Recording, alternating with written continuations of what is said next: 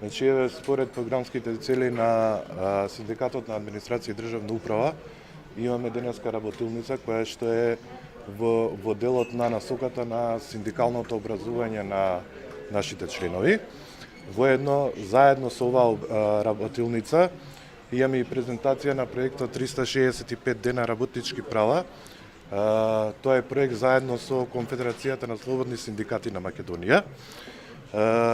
Имаме промоција на работнички права секој ден на 365 дена во годината, во 2018 година, кои што имаат за цел да ги едуцираат, значи, сите граѓани на Република Македонија во однос на нивните права и обврски.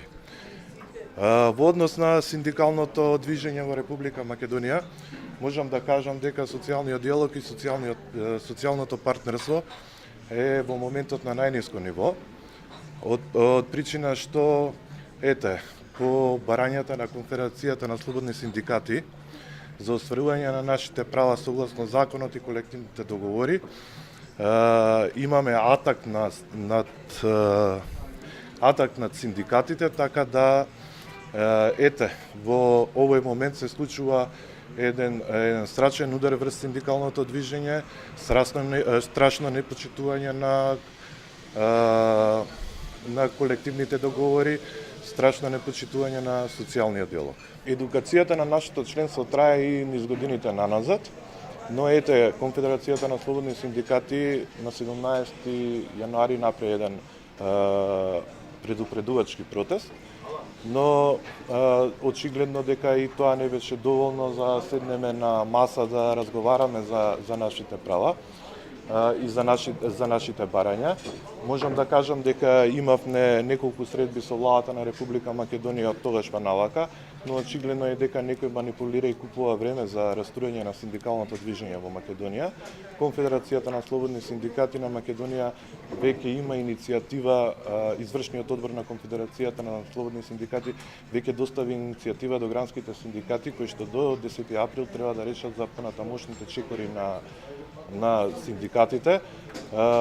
Првите информации што ги добиваме од терен, членството бара радикализирање на нашето делување. Мислам дека тоа ќе се случи многу брзо, доколку не се најдат решение по нашите барања и доколку не престане нападот врз синдикалните организации, врз Конфедерацијата на слободни синдикати, што е многу очигледен со тоа што почнаа веќе од врвот. Председателот на Конфедерацијата на слободни синдикати доби отказ, сега доби отказ и председателот на Гранскиот синдикат за транспорт и врски. Многу синдикални лидери почнуваат да се деградираат, значи се поместуваат од работни места, се закануваат со дисциплински постапки, се пишуваат казни, се прави атак врз нашето членство со притисоци и закани да се отчленат. Тоа е еден пример и синдикалната организација на АДЛН, кој што е во составот на Конфедерацијата. Има еден куп примери што се документирани од наша страна, испратени до Европската и Светската конфедерација, која што реагираше на овој атак врз Конфедерацијата, но очигледно не вродува до плот или не стига до ушите на тие што го имаат нарачано овој атак врз синдикалното движење.